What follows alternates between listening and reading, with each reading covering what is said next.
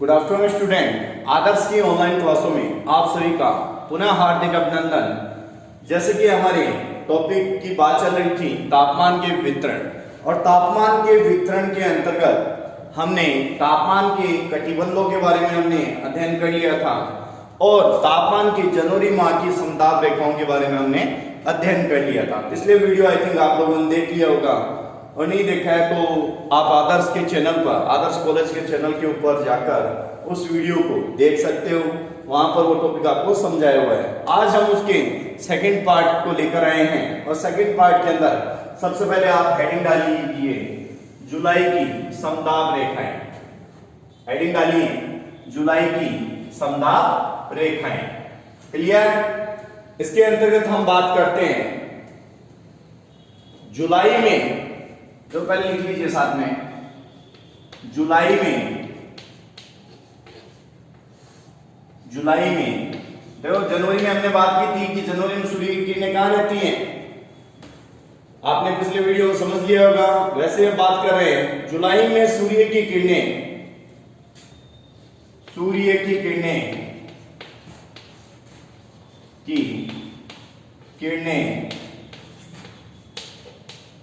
उत्तरी गोलार्ध, उसमें कहां थी? दक्षिणी गोलार्ध में। इसमें कहां है? उत्तरी गोलार्ध। उत्तरी गोलार्ध में आप सभी को पता है क्या है? कारक रेखा। उत्तरी गोलार्ध कारक रेखा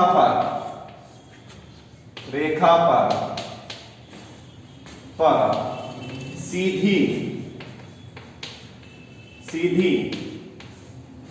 चमकती हैं।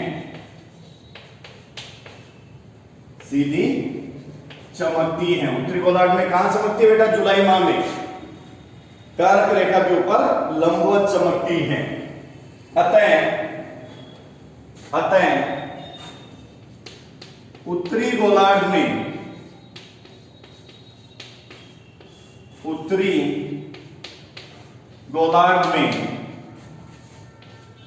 में ग्रीष्म ऋतु, उत्तरी गोलार्ध में ग्रीष्म ऋतु तथा दक्षिणी गोलार्ध में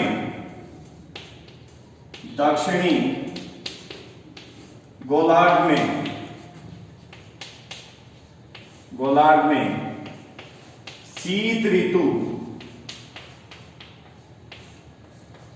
दक्षिणी गोलार्ध में शीत ऋतु होती हैं। दक्षिण गोलार्ध में क्या होती है बेटा? शीत ऋतु होती हैं। आगे लिखिए, जुलाई में 30 डिग्री, जुलाई में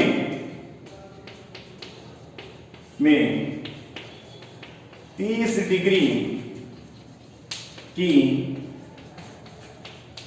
समताप रेखा, 30 डिग्री की समताप रेखा उत्तरी अफ्रीका,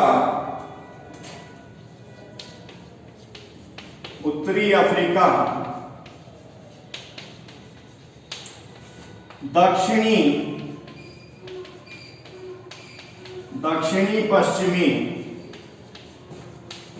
उत्तरी अफ्रीका दक्षिणी पश्चिमी एवं मध्य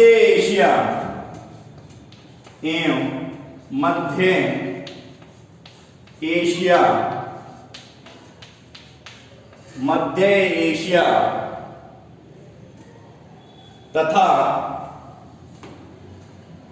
तथा उत्तरी अमेरिका के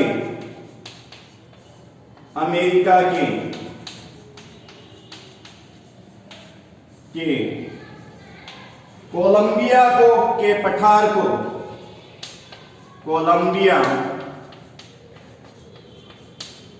के पठार को घेरती हैं।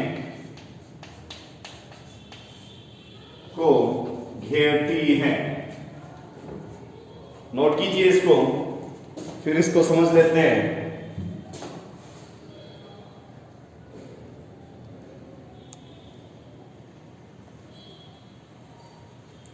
पूरी चीज को नोट कर लीजिए आप, फिर इसको समझते हैं साथ में। देखो बेटा, बात कर रहे हैं जुलाई माह के समताप रेखाओं के बारे में। कहां की बात कर रहे हैं? जुलाई माह की समताप रेखाओं। साथ साथ नोट्स बनते रहने चाहिए आपके। नोट्स में किसी प्रकार की दिक्कत आपको नहीं होनी चाहिए, क्योंकि साथ साथ नोट्स आपके बनेंगे तो आगे आपको किसी चीज की प्रॉब्लम नहीं फेस करनी होगी। क्लियर? ओके। देखो बेटा, बात कर रहे हैं जुलाई माह की समताप रेखाओं की। समताप रेखा मैंने कल समझाई थी, समान ताप वाले स्थानों को मिलाने वाली रेखा कौन सी कहलाती है? समताप रेखाएं कहलाती है। क्लियर? देखो, बात कर रहे हैं जुलाई माह। जुलाई माह में सूर्य की किरणें, हमेशा आप सभी को पता होना चाहिए, क्योंकि जुलाई माह के अंदर सूरज की किरणें कहां बनेगी? उत्तरी गोलार्ध के अंदर। अपन उत्तरी गोलार्ध के अंदर सूरज की किरणें हमेशा गिरती रहती है। कब? जुलाई माह के अंदर। जुलाई माह में सूर्य की किरणें, और जनवरी में कहां गिरती है? मकर रेखा के ऊपर। ये चीज ध्यान में रखनी। तो जुलाई माह में सूर्य की किरणें उत्तरी गोलार्ध में, उत्तरी गोलार्ध में क्या है बेटा? कर्क रेखा है। उत्तरी गोलार्ध में क्या है? कर्क रेखा। तो उत्तरी गोलार्ध में कर्क रेखा पर सीधी चमकती है। कहां चमकेगी? कर्क रेखा पर। अतः उत्तरी गोलार्ध में ग्रीष्म ऋतु, जहां पर सूरज की किरणें चमकती है, तो वहां पर कौन सी ऋतु होती है? गर्मी पड़ेगी या ठंड पड़ेगी? क्या होगा? गर्मी पड़ेगी डेफिनेटली।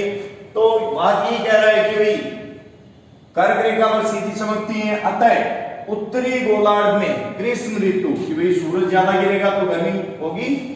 उत्तरी गोलार्ध में ग्रीष्म ऋतु, इसके अपोजिट जो दक्षिणी गोलार्ध है, दक्षिणी गोलार्ध में शीत ऋतु होती है। दक्षिण गोलार्ध में कौन सी ऋतु होगी? शीत ऋतु होगी। जुलाई में 30 डिग्री की समताप रेखा उत्तरी अफ्रीका, कहां पर? उत्तरी अफ्रीका, दक्षिणी पश्चिमी व मध्य एशिया, दक्षिणी पश्चिमी व मध्य एशिया तथा उत्तरी अमेरिका के कोलंबिया, उत्तरी अमेरिका के कोलंबिया के पठार को घेरती है। कौन? जो 30 डिग्री की समताप रेखा है। 30 डिग्री की समताप रेखा उत्तरी अफ्रीका, दक्षिणी पश्चिमी व मध्य एशिया तथा उत्तरी अमेरिका के कोलंबिया के पठार को घेरती है। क्लियर? नोट कर लीजिए बेटा। आगे फिर बात करते हैं इसी में। रफ कर दो।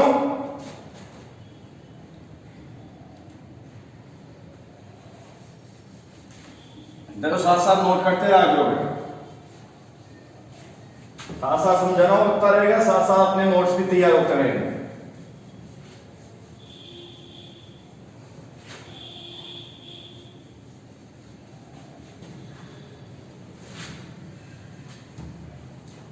आगे फिर इसके बाद आगे लिखिए, जनवरी की समताप रेखाओं से, जनवरी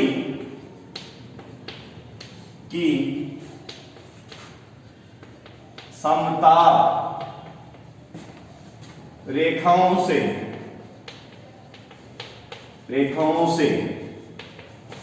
तुलना, जनवरी की समताप रेखाओं से तुलना करने पर यह स्पष्ट होता है, करने पर यह स्पष्ट होता है, स्पष्ट होता है कि जुलाई में गर्मी का प्रभाव, कि जुलाई में गर्मी का प्रभाव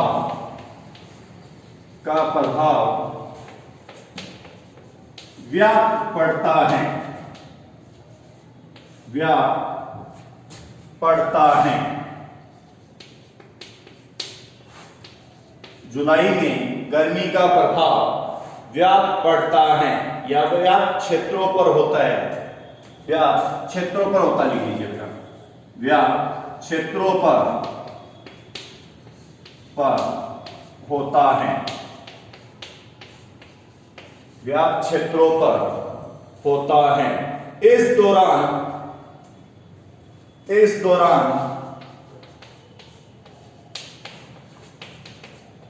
अंटार्कटिका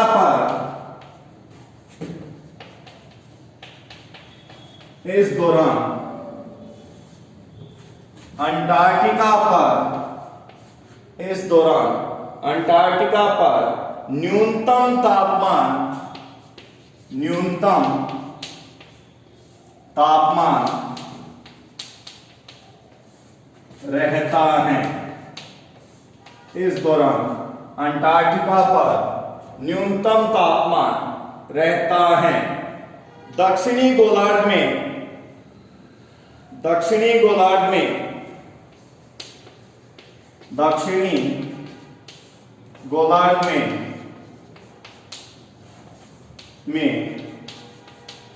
समताप रेखाएं,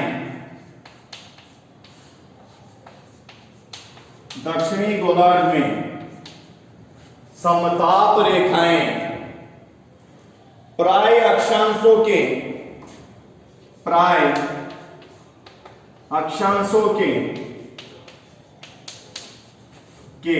समानांतर खींची हुई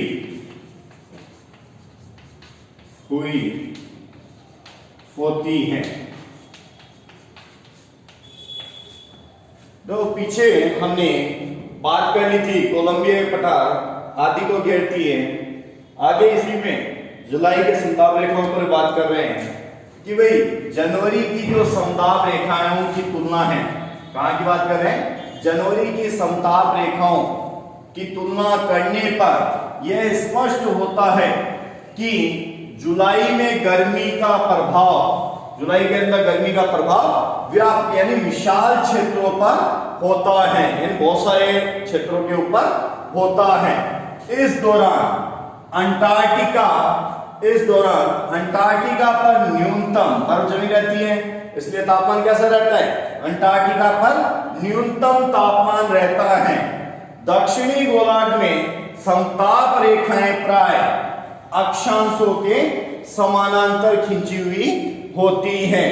क्लियर, ये चीज नोट कर लीजिए बेटा साथ में, ताकि आपको किसी प्रकार की प्रॉब्लम नहीं हो। यहां पर अपनी जुलाई की जो समताप रेखाएं हैं उतना टॉपिक कंप्लीट होता है। यानी तापमान का जो क्षैतिज वितरण है, तापमान के क्षैतिज वितरण के अंदर दो चीजें थी, पहली जनवरी की समताप रेखाएं और दूसरी जुलाई की समताप रेखाएं। तो अपने जो नोट्स है उसको प्रॉपर तरीके से आप बना लीजिए, कल के वीडियो को साथ में ये वीडियो अटैच कर ताकि आपको किसी प्रकार की कोई प्रॉब्लम पढ़ने में न हो। ठीक है, ये चीज आप बना लीजिए। आगे बात करते हैं, हो गया इतना, रफ करें बच्चों। फिर बात करते हैं इसके तापमान के ऊर्ध्वाधर वितरण की या लंबवत वितरण की।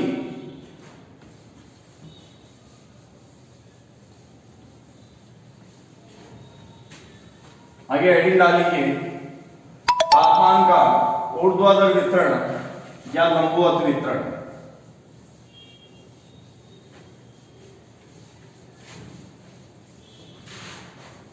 तापमान का हेडिंग डालिए, तापमान का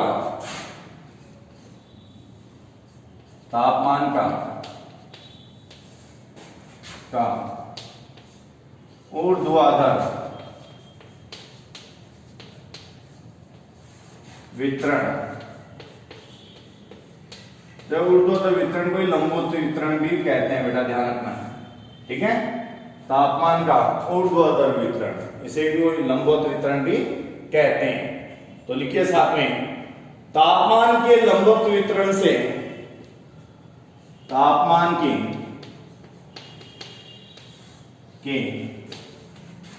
लंबवत वितरण से हमारा अभिप्राय, लंबवत वितरण से हमारा अभिप्राय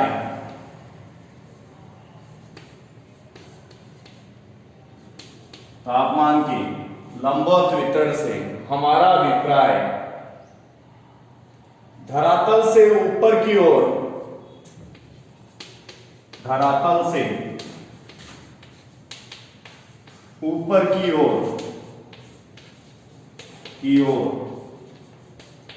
ऊंचाई पर, धरातल से ऊपर की ओर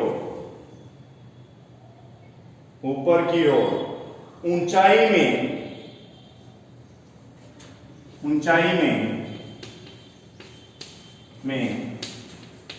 वायुमंडल की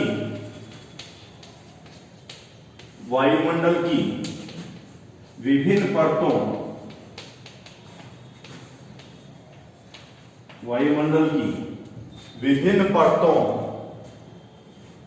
वायुमंडल की विभिन्न परतों में तापमान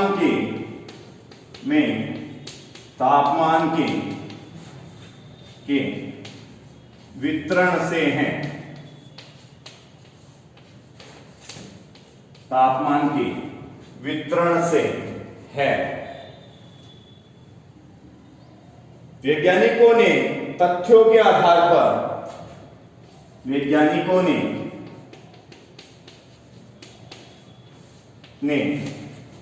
तथ्यों के आधार पर, वैज्ञानिकों ने तथ्यों के आधार पर यह सिद्ध किया कि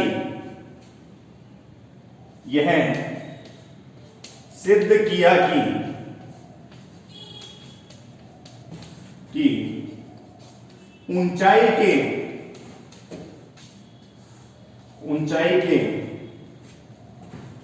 यह सिद्ध किया कि ऊंचाई के बढ़ने से तापमान घटता जाता है,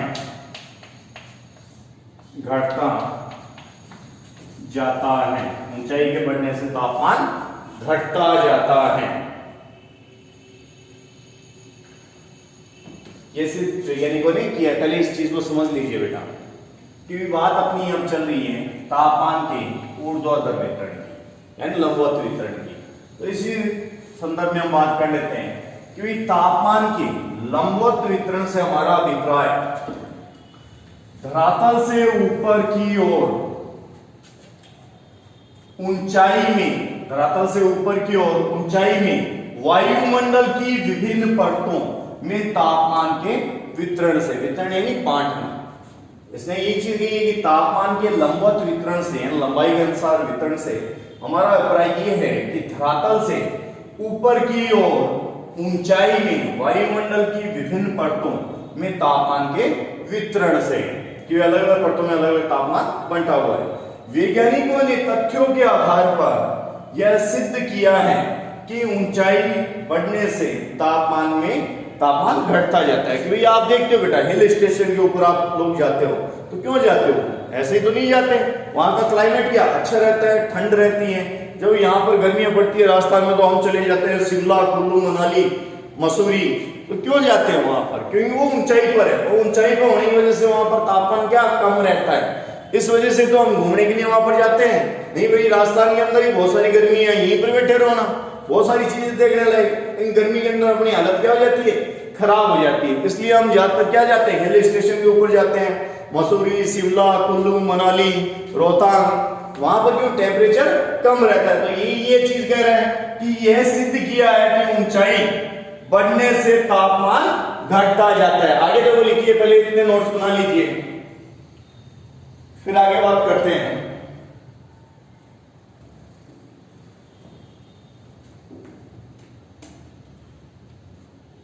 क्लियर? इतना रफ कर रहा हूं बेटा मैं।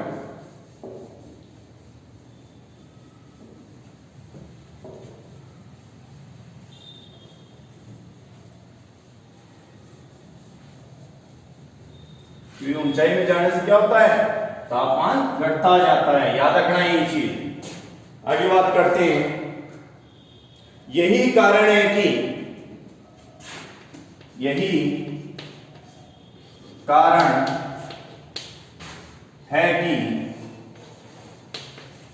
मैदानों की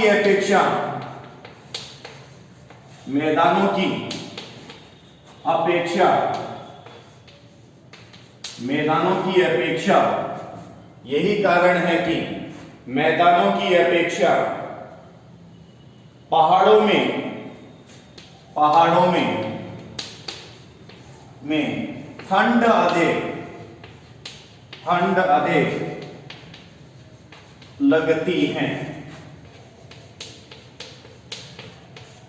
ठंड अधिक लगती है। प्रति 165 मीटर की ऊंचाई पर, प्रति 165 मीटर की ऊंचाई पर 1 डिग्री सेंटीग्रेड तापमान कम हो जाता है।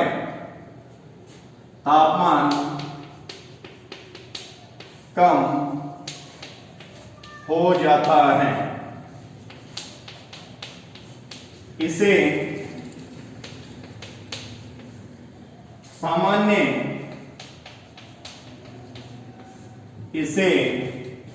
सामान्य या तापमान की सामान्य ह्रास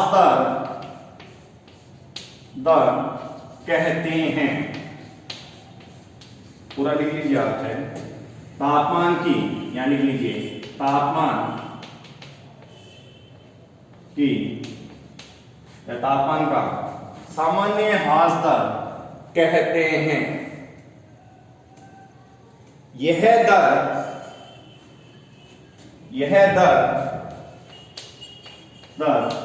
प्रत्येक स्थान पर समान नहीं होती हैं। प्रत्येक स्थान पर समान नहीं होती हैं, अपितु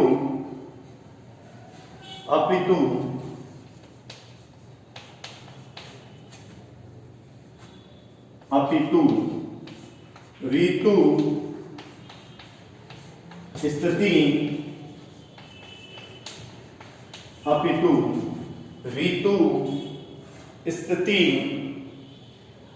स्थानीय विक्षेपों के अनुसार, स्थानीय विक्षोभों के अनुसार बदलती है।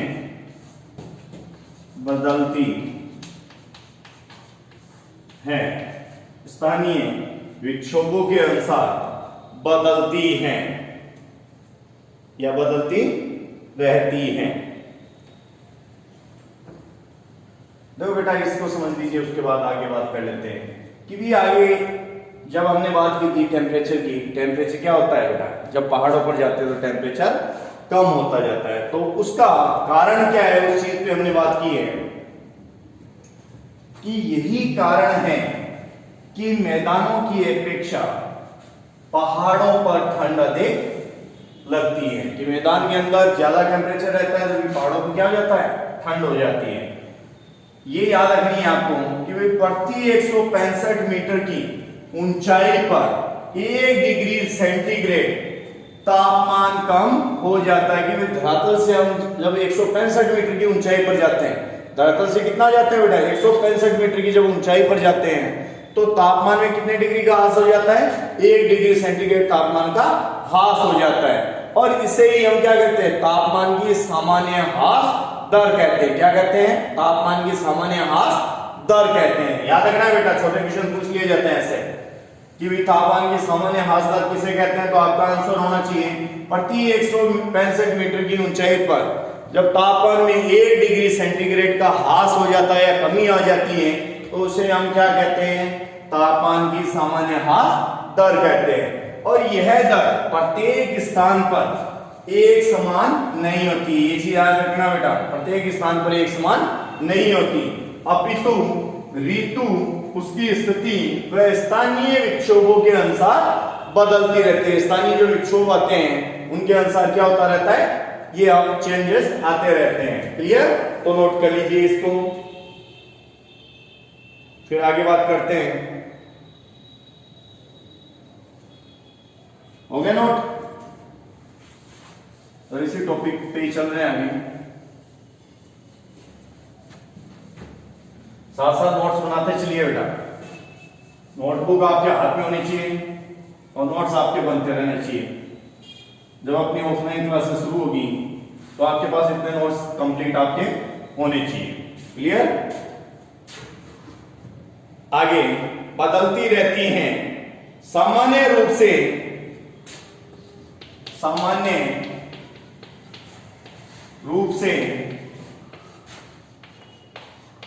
6.5 डिग्री सेंटीग्रेड, सामान्य रूप से 6.5 डिग्री सेंटीग्रेड प्रति किलोमीटर की दर से, प्रति किलोमीटर की दर से तापमान गिरता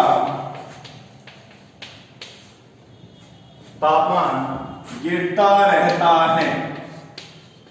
प्रति 6.5 डिग्री सेंटीग्रेड से प्रति किलोमीटर की दर से तापमान घटता है। तापमान में गिरावट,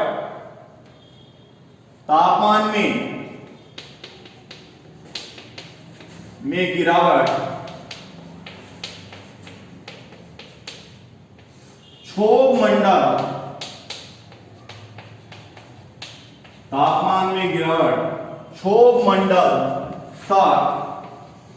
तापमान में गिरावट क्षोभ मंडल तक ही जारी रहती हैं,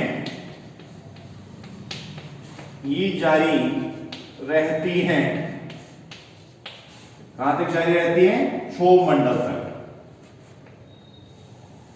मंडल तक ही जारी रहती हैं। इसके पश्चात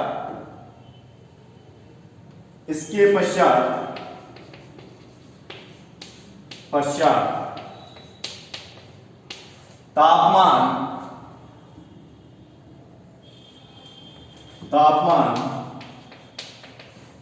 परिवर्तन अलग-अलग मंडल, तापमान परिवर्तन अलग-अलग मंडलों में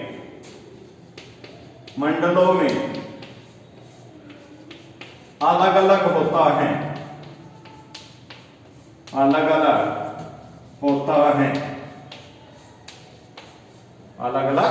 होता है,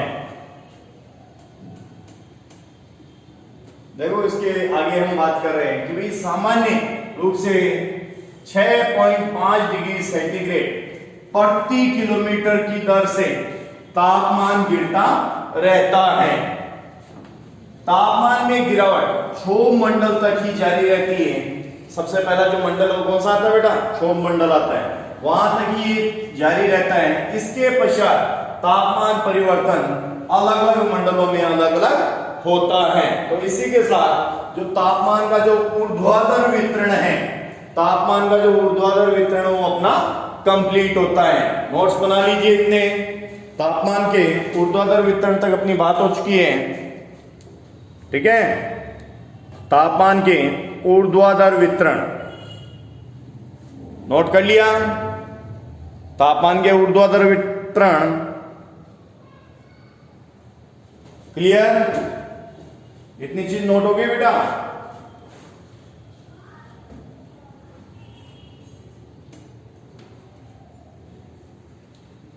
तापमान के ऊर्ध्वाधर वितरण, देखो ये दो चीज हमने बात की थी, तापमान के लंबवत वितरण की और तापमान के ऊर्ध्वाधर वितरण की। ये दो चीज अपने सिलेबस के अंदर दी हुई है कि तापमान का ऊर्ध्वाधर वितरण क्या है, तापमान के लंबवत वितरण को समझिए। तो इन दोनों चीजों पर अपनी बात हो चुकी है। तो आगे के वीडियो में आगे के जो टॉपिक जितने भी आपके सिलेबस वाइज वो सारे के सारे चलते रहेंगे। तो आप लोग वीडियो से इसी अकॉर्डिंग जुड़े रहिए और अपने नोट्स और अपनी क्लासेस सही ढंग से लेते रहिए। इसी के साथ धन्यवाद, दोबारा मिलेंगे नए वीडियो के साथ। आप लोग इसी अकॉर्डिंग हमसे जुड़े रहिए और क्लासों को रूटीन वाइज रेगुलर लेते रहिए। ठीक है, ओके बच्चों, बाय।